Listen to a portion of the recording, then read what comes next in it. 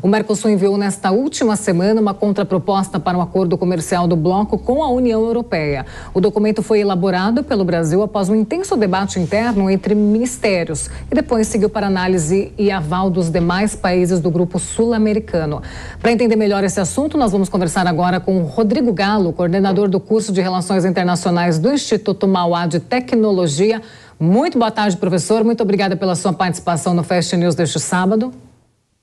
Oi, Paula. Boa tarde. Boa tarde para todo mundo que está acompanhando a gente. Obrigado pela oportunidade de conversar com vocês nesta tarde. A gente que agradece. Ô, professor, quais são os possíveis desdobramentos após essa contraproposta enviada pelo Mercosul? Bom, a gente tem uma expectativa de que as negociações elas sejam retomadas agora, principalmente negociações capitaneadas pelo Lula, que atualmente é o presidente do Mercosul, é quem ocupa a liderança do Mercosul, e a Espanha. A gente tem que lembrar que esse é um acordo muito antigo, é um acordo com praticamente 2 décadas de discussão, em que nós vimos alguns avanços pontuais em certos momentos, as coisas começaram a avançar um pouco melhor a partir do governo Dilma, do governo Temer. Nós tivemos parte da conclusão política na gestão Bolsonaro, mas na mesma gestão Bolsonaro nós vimos que algumas questões ambientais começaram a servir como entrave, e desde então nós temos negociações que estão praticamente paralisadas. Com essa contraproposta feita pelo Brasil, escrita pelo governo brasileiro e aprovada pelos membros do Mercosul, o que nós possivelmente veremos é uma retomada das discussões mais próximas entre os 2 blocos. Mas a gente tem que lembrar que essas negociações elas são muito complexas. Elas não envolvem só 2 países, elas envolvem 2 blocos formados por vários países. Tem mais de 30 estados envolvidos. E no fim das contas, acho que o grande problema que tem levado a tanta demora para a finalização das discussões é que há questões que são bastante divergentes entre os 2 blocos. É óbvio que os 2 lados têm interesses em fazer com que esse acordo seja assinado. Os 2 blocos ganhariam economicamente, comercialmente. Mas, para além disso, a gente tem que lembrar que há problemas do modo como os europeus enxergam o Mercosul dentro dessa cooperação e o modo como o Mercosul enxerga os europeus nessa cooperação. Então, o que a gente tem são impasses históricos ligados a protecionismos agrícolas, ligados a protecionismo dado à indústria aqui na América do Sul, principalmente envolvendo Brasil e Argentina. E são esses pontos que precisam ser aparados para que o acordo, para que as regras possam de fato ser implementadas. Então eu acho que, olhando para um futuro próximo, o Lula tem interesse em fazer com que o acordo seja concluído ainda durante a gestão dele, ainda durante o mandato dele como o líder do Mercosul. Considerando isso, eu acho que nós veremos algumas pressões sendo feitas para que as negociações avancem. Agora, professor, a gente já vai incluir o nosso comentarista Gustavo Segre na conversa também, mas é importante você ter tocado nesse assunto, ter falado do presidente Lula, porque ele chegou a reclamar do acordo em algumas oportunidades, chamando as exigências dos europeus de ameaça. Como que o senhor vê essa fala, esse posicionamento do presidente? Eu acho que a gente tem que entender que essas críticas feitas não só pelo governo Lula, mas pelo Mercosul como um todo, estão ligadas principalmente às exigências de caráter ambiental. É óbvio que a gente vive num momento em que discutir meio ambiente, discutir produção sustentável é fundamental, mas a crítica é que pela exigência dos europeus no que diz respeito às questões de ordem ambiental, dá uma impressão, assim, fazendo uma brincadeira, de que o que a gente faria é mudar a regra do jogo com o jogo andando. O que eu quero dizer com isso?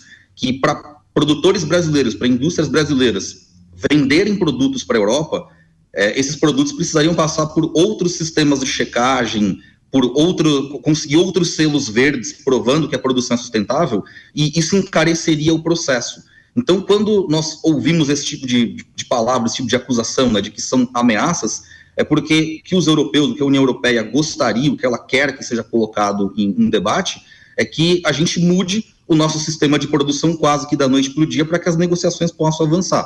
Mas negociação é isso, né? Um dos lados pede alguma coisa que é difícil de ser atendido pelo outro, o outro lado faz uma contraproposta, e as partes, se tiverem interesse de fazer com que as coisas funcionem, elas vão cedendo. Então é isso que a gente tem visto agora. Então me parece que essa questão ambiental é o principal ponto de entrave, né, nas negociações, e é o que gerou essas críticas que o Lula anda fazendo, principalmente de julho para cá. Né?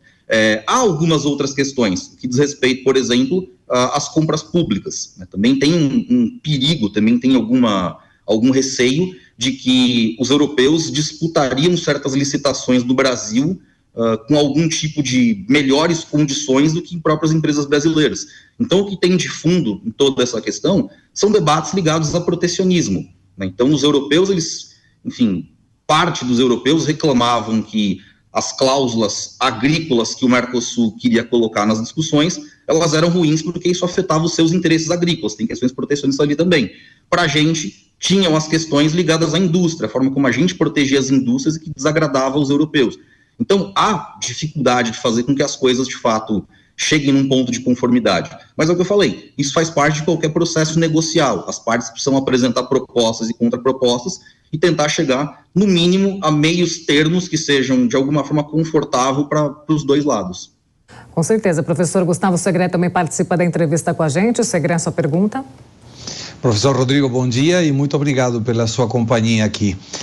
Quando a gente avalia a sequência de negociações, o Tratado do Mercosul é feito em março de 91, imediatamente no ano seguinte começamos a negociar com a União Europeia, sem nenhuma questão específica, até em 2019 que se ratifica o acordo, e nesse momento dava a sensação de que a coisa ia fluir.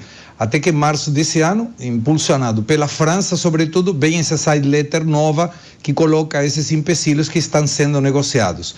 É muito difícil interpretar que durante a presidência pro tempore do presidente Lula, do Brasil, dentro do Mercosul, que são 6 meses, se consiga realmente convencer a 27 países na Europa e 4 países no Mercosul que isso vai funcionar.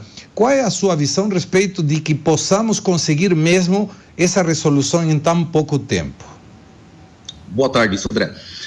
De fato, nós temos um problema relacionado ao tempo, né? Como você mesmo lembrou, a gente tem um acordo muito difícil, né, de ser concluído em tão pouco tempo, mas o que me parece é que a presidência pró-tempórea do Lula dentro do Mercosul, ela tem tentado fazer com que haja pressões para que, pelo menos, crie-se a possibilidade de uma reabertura das negociações.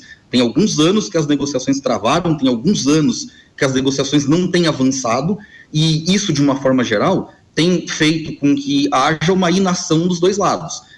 Eu acho pouco provável que até o final do ano nós tenhamos as negociações concluídas, mas eu acho que talvez seja visto como um avanço o fato de nós apresentarmos uma proposta que eventualmente seja considerada pelos membros da União Europeia. Então, talvez o que nós tenhamos, realisticamente falando, é uma retomada das conversas, com algumas reuniões bilaterais entre os blocos, com algumas conversas de bastidores em outros fóruns que não sejam necessariamente ligados ao Mercosul e à União Europeia. Então, eu acho que essa é a expectativa real, de ver a negociação destravando, as conversas pelo menos começando a andar. Mas, de fato, você tem razão, é muito difícil ver num curto período de tempo uma conclusão para um acordo que está há 2 décadas, né, sendo discutido, sendo, travado por inúmeras razões, e talvez seja ser otimista demais em pensar que até o final do ano a gente consiga, de fato, uma conclusão do processo. O Galo, professor de Relações Internacionais, coordenador do curso de Relações Internacionais do Instituto Mauá de Tecnologia. Professor, muito obrigada pela sua participação aqui hoje, pelos esclarecimentos. Eu que agradeço, obrigado pela oportunidade e boa tarde, Paula. A gente que agradece.